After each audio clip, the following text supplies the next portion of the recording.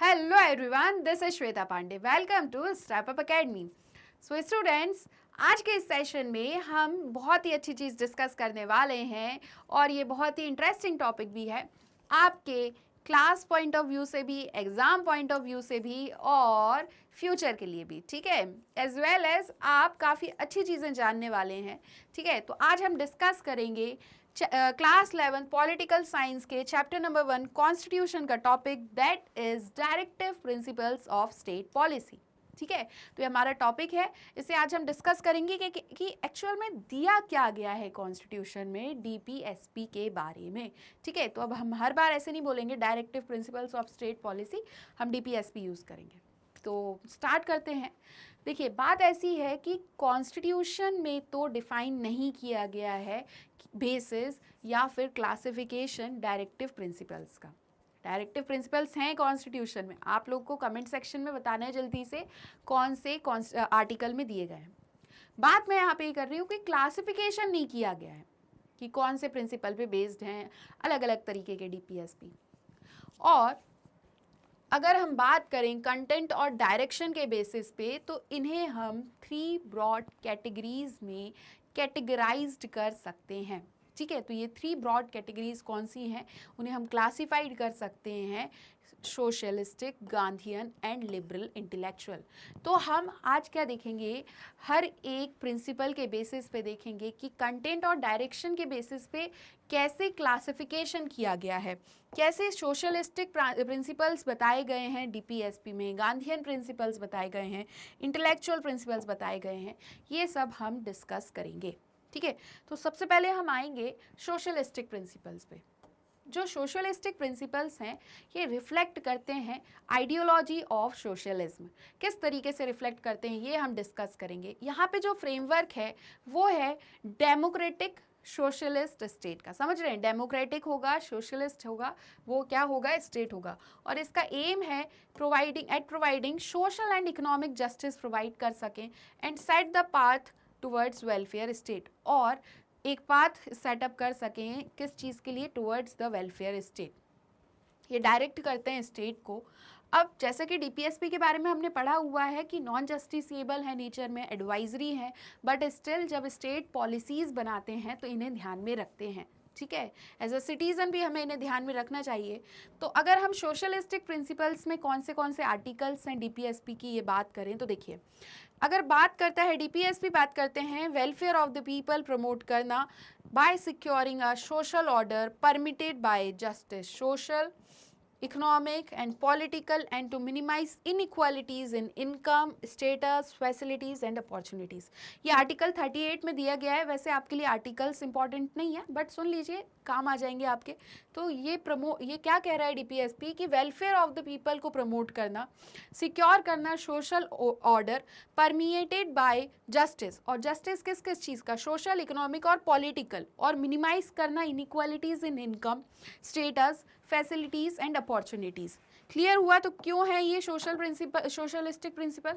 Next आइए, अब कुछ चीज़ों की सिक्योरिटी की बात की गई है, बहुत सारी चीज़ें हैं वैसे तो ये कैसे सोशलिस्टिक प्रिंसिपल है। सोशलिस्टिक क्या है कि समाज से संबंधित सारी चीज़ों की बात करना, इन्हीं सिद्धांतों पे काम करना।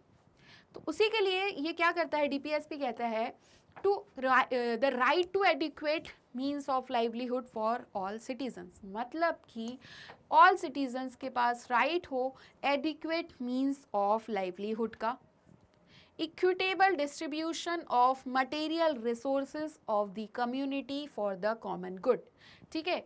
कम्युनिटी के लिए इक्विटेबल डिस्ट्रीब्यूशन हो गुड्स का, फॉर मटेरियल रिसोर्सेज का, for the community of the community for the common good, concentration of wealth and means of डक्शन, ये भी इसका भी प्रिवेंशन किया जाए, equal pay for equal work pro for man and women, मतलब कि मैन और वुमेन के लिए इक्वल पे हो फॉर इक्वल वर्क। क्लियर हुआ? Preservation of the health and strength of workers and children against forcible abuse. यहाँ पे ये कह रहे हैं कि प्रिवेंशन हो किसका, हेल्थ और स्ट्रेंथ का, वर्कर्स और चिल्ड्रन का अगेंस्ट फोर्सिबल अगर अब्यूज़ हो रहा है, जैसे कि हम बेगार या फोर्स लेबर की बात करते हैं, तो यहाँ पे इनकी जो स्ट्रेंथ है या हेल्थ है उसका इसका प्रिजर्वेशन किया जाए। Opportunities for healthy development of children, ठीक है, यहाँ पे ये कह रहे हैं आर्टिकल 39 में, इसे देख लीजिए तो अच्छे से समझ में आ जाएगी। कह रहे हैं कि हेल्दी डेवलपमेंट हो चिल्ड्रन का, आर्टिकल नंबर 39 में ऐसी अपॉर्चुनिटीज हो। Promote equal justice and to provide free legal aid to the poor, मतलब कि जो पुअर्स हैं उन्हें इक्वल जस्टिस प्रोवाइड करें और फ्री लीगल एड दिया जाए। आर्टिकल 39A में ये दिया गया है।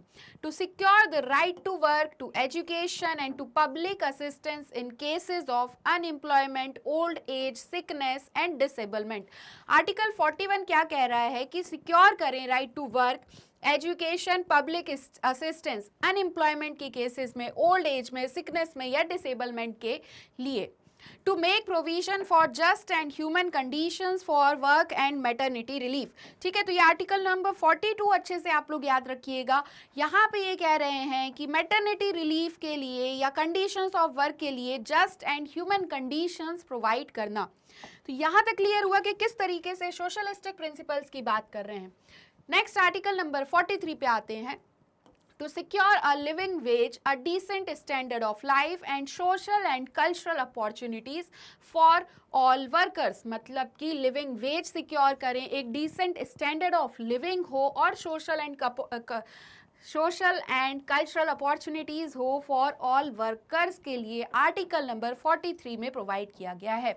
अब हम आएंगे आर्टिकल नंबर 43A पे। ये कहता है to take steps to secure the participation of workers in the management of industries. Management of industries में क्या करें, ऐसे स्टेप्स लें ताकि सिक्योर कर सकें participation of workers in the management of industries. Article number 43A में बताया गया है। To raise the level of nutrition and the standard of living of people and to improve public health, article 47। तो क्या कह रहा है आर्टिकल नंबर 47? ये कह रहा है कि लेवल ऑफ न्यूट्रिशन रेज किया जाए, standard of living of people increase किया जाए और इम्प्रूव की जाए पब्लिक हेल्थ। क्लियर हुए यहाँ तक सारे आर्टिकल्स और कैसे सोशलिस्टिक प्रिंसिपल्स का ये बेस है, ठीक है। अब हम बात करेंगे गांधीयन प्रिंसिपल्स की। तो गांधीयन प्रिंसिपल्स में ये जो प्रिंसिपल हैं, जैसा कि नाम दिया जा रहा है और जैसे कि आप पिक्चर भी देख रहे हैं, तो किस चीज़ पे बेस्ड है?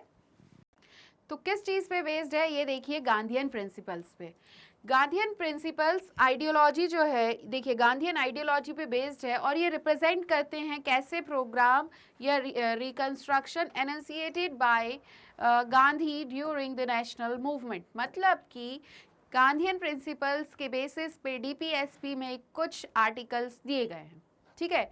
और ये गांधीयन प्रिंसिपल्स कहाँ से आए हैं? तो नेशनल मूवमेंट के टाइम पे जो गांधी जी कह रहे थे कि पंचायत का ऑर्गेनाइजेशन किया जाए, ऐसे काफ़ी सारे प्रिंसिपल्स को डीपीएसपी में रखा गया, ठीक है। In order to fulfil the dreams of Gandhi, Gandhi ji के ड्रीम्स को फुलफिल करने के लिए कुछ इनके आइडियाज़ को इंक्लूड किया गया डायरेक्टिव प्रिंसिपल्स में, ठीक है।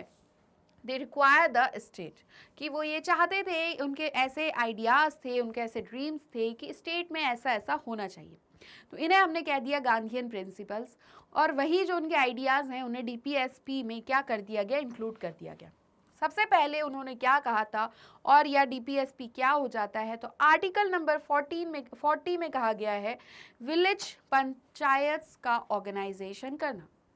गांधी जी डिसेंट्रलाइजेशन की बात करते थे, ठीक है, कि ग्रास रूट लेवल से सारी चीज़ें हों, पावर्स सबके पास हो, और रूरल डेवलपमेंट की बात करते थे, एक तरीके से ऐसा हम कह सकते हैं। तो इसलिए यहाँ पे क्या कहा गया, organize village panchayats and endow them with necessary powers and authority and enable them to function as unit of self government, और self government की तरह वो function कर सके, ये उन्हें enable किया जाए। क्लियर हुआ? टू प्रमोट कॉटेज इंडस्ट्रीज, अगर हम खादी की बात करें तो गांधी जी सबसे ज़्यादा उस पर फोकस करते थे, और यहाँ पे ये कह रहे हैं कि कॉटेज इंडस्ट्रीज प्रमोट करें इंडिविजुअल या फिर कॉपरेशन बेसिस पे रूरल एरियाज़ में। ये दिया गया है आर्टिकल नंबर 43 में। नेक्स्ट है वॉलेंटरी फॉर्मेशन को प्रमोट करना, autonomous functioning, democratic control and professional management of cooperative societies. Cooperative societies के बारे में खैर अब ये सब आ तो गए हैं कॉन्स्टिट्यूशनल, मतलब इन्हें कॉन्स्टिट्यूशन में क्या कर दिया गया है, कॉन्स्टिट्यूशनल ही कहा जा रहा है। अभी ये सिर्फ एडवाइजरी थे यहाँ तक टीचर में। तो उन्होंने कहा कि वॉलेंट्री फॉर्मेशन, ऑटोनॉमस फंक्शनिंग, ठीक है, ऑटोनॉमस तरीके से फंक्शन कर सके, डेमोक्रेटिक कंट्रोल हो, प्रोफेशनल मैनेजमेंट हो, किसका, कोऑपरेटिव सोसाइटीज़ का, आर्टिकल नंबर 43B में। एजुकेशनल और इकोनॉमिक इंटरेस्ट बढ़ाएं, किस चीज़, किसके लिए, SC ST के लिए और other weaker sections of the society के लिए, और उन्हें सोशल इनजस्टिस और एक्सप्लॉयटेशन से क्या करें, प्रोटेक्ट करें। ये दिया गया है आर्टिकल नंबर 46 में। नेक्स्ट हम देखेंगे, देखिए, prohibit the consumption of intoxicating drinks. Intoxicating drinks जो हैं या ड्रग्स हैं जो हेल्थ के लिए इंजूरियस हैं, उन्हें आर्टिकल नंबर 47 के थ्रू प्रोहिबिट किया जाए। और स्लॉटर ऑफ काउज, वैसे काफ़ी सारे ये चीज़ें न्यूज़ में रहती ही हैं, आए दिन हम सुनने को हमें मिलता ही है। तो ये कहा गया कि स्लॉटर ऑफ काउज, काल्स और other milk and draught cattle को प्रोहिबिट किया जाए, इनके स्लॉटर को, और इम्प्रूव करें उनकी ब्रीड्स को, देयर ब्रीड्स, आर्टिकल नंबर 48 में ये बताया गया है। अब हम आ जाते हैं लिबरल और इंटेलेक्चुअल प्रिंसिपल्स पे। देखिए, जो प्रिंसिपल्स इस कैटेगरी में हैं, इसमें आइडियोलॉजी ऑफ लिबरलिज्म है, ठीक है। तो ये कौन से हैं, देखिए, secure for all citizens a uniform civil code throughout the country. Uniform civil code की बात कही गई है आर्टिकल नंबर 44 में कि हर सिटीजन्स के लिए, सारे सिटीजन्स के लिए यूनिफॉर्म सिविल कोड हो। अर्ली चाइल्डहुड केयर और एजुकेशन, सभी चिल्ड्रन को जब तक वो कौन सी एज कंप्लीट ना कर लें, until they complete the age of 6 years, article number 45। मतलब कि अर्ली चाइल्डहुड और केयर और एजुकेशन सभी चिल्ड्रन को मिले जब तक वो 6 ईयर्स के ना हो जाएं, आर्टिकल नंबर 45 में ये कहा गया है, ठीक है। एग्रीकल्चर और एनिमल हस्बेंड्री को ऑर्गेनाइज करना मॉडर्न और साइंटिफिक लाइंस पे, आर्टिकल नंबर 48 ये कहता है। तो ये लिबरल इंटेलेक्चुअल प्रिंसिपल्स हैं, लिबरल तरीके से सारी चीज़ों को किया जा रहा है, आइडियोलॉजी ऑफ लिबरलिज्म है। इन्वायरमेंट को प्रोटेक्ट करना और सेफगार्ड करना, इंटरेस्ट किसका, फॉरेस्ट और वाइल्ड लाइफ का, to protect and improve the environment and to safeguard forest and wildlife, article number 48A।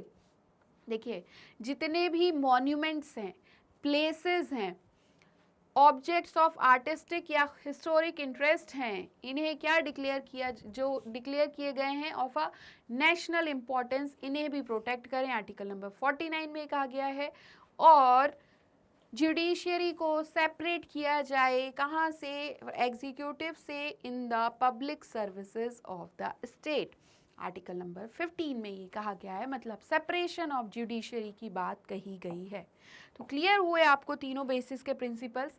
अब नेक्स्ट देखिए, इंटरनेशनल पीस और सिक्योरिटी को प्रमोट करना, just and honourable relations between Nations, इसे maintain करना, foster करना respect, किसके लिए, इंटरनेशनल लॉ के लिए और ट्रीटी ऑब्लिगेशंस के लिए, और इंटरनेशनल डिस्प्यूट्स को सेटल करना आर्बिट्रेशन के थ्रू, ये बताया गया है आर्टिकल नंबर 51 में, ठीक है।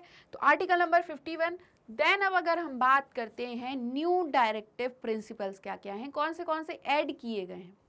देखिए, सबसे पहले 42nd अमेंडमेंट 1976 से 4 न्यू डायरेक्टिव प्रिंसिपल्स ऐड किए गए, ठीक है। दे रिक्वायर द स्टेट, सबसे पहले आर्टिकल नंबर 13 ऐड किया, इसमें कहा secure opportunities for healthy development of children, मतलब जो चिल्ड्रन हैं, जो बच्चे हैं, उनके लिए क्या करना है, उनका हेल्दी डेवलपमेंट हो, इस चीज़ को सिक्योर करना है। इक्वल जस्टिस प्रमोट करना और free legal aid to the poor, article number 39A। और वर्कर्स का पार्टिसिपेशन मैनेजमेंट ऑफ इंडस्ट्रीज में जो हम पढ़ रहे थे अभी, उसे भी ऐड किया गया आर्टिकल नंबर 43A के अकॉर्डिंग। तो क्लियर हुए ये सब आपको। नेक्स्ट देखिए, प्रोटेक्ट और इम्प्रूव करना एनवायरनमेंट को और सेफगार्ड फॉरेस्ट वाइल्ड लाइफ, ये भी ऐड किया गया। और एक इम्पॉर्टेंट यहाँ पे जो ये है कि article number 44th amendment act 1978 से ऐड किया एक और डायरेक्टिव प्रिंसिपल, जहाँ पे क्या कहा गया, स्टेट मिनिमाइज करे इनइक्वालिटीज को इन income, status, facilities and opportunities, article 38। एक इम्पॉर्टेंट देखिए, ये हमेशा आप लोग ध्यान रखिएगा, 86th अमेंडमेंट एक्ट 2002 से चेंज किया मैटर ऑफ आर्टिकल 45। यहाँ पे इन्होंने क्या कहा, एलिमेंट्री एजुकेशन को फंडामेंटल राइट बना दिया गया आर्टिकल 21A में, ठीक है, ये चेंज हुआ।